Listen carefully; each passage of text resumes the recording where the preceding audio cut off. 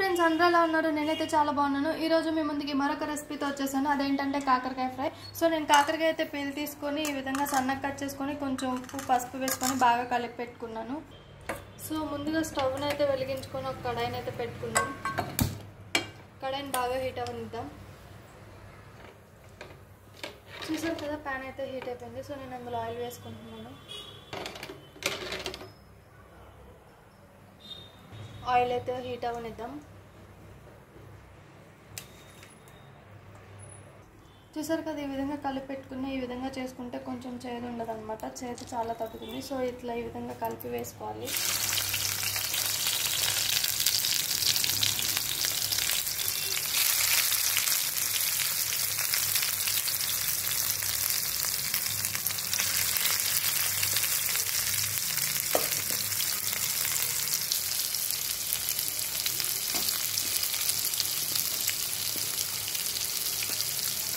అదే నేను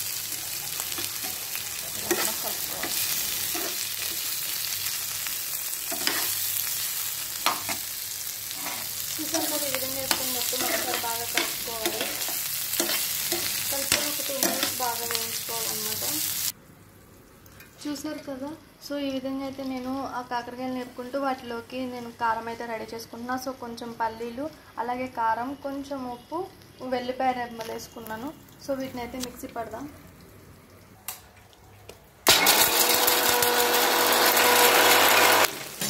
చూసారు కదా, మొదలు ఈ విధంగా కలుపుకుంటూ ఉండదు.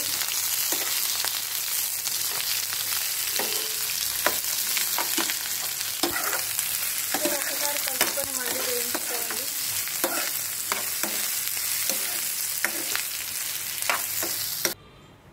చూసారు కదా, ఈ విధంగా అయితే పౌడర్ చేసి పెట్టుకోవాలి.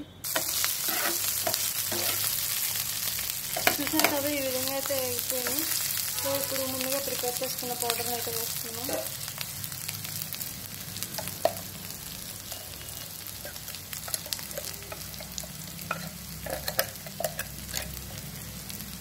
చూసారు కదా, ఈ విధంగా అయితే పౌడర్ వేసుకొని బాగా కలుపుకోవాలి.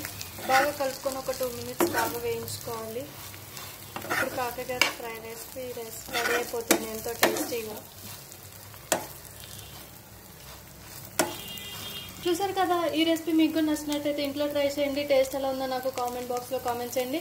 అలాగే ఇలాంటి మరిన్ని వీడియోస్ కోసం మా TFCC లైవ్ ఛానల్ని లైక్ చేయండి, షేర్ చేయండి, సబ్స్క్రైబ్ చేసుకోండి. Thank you all.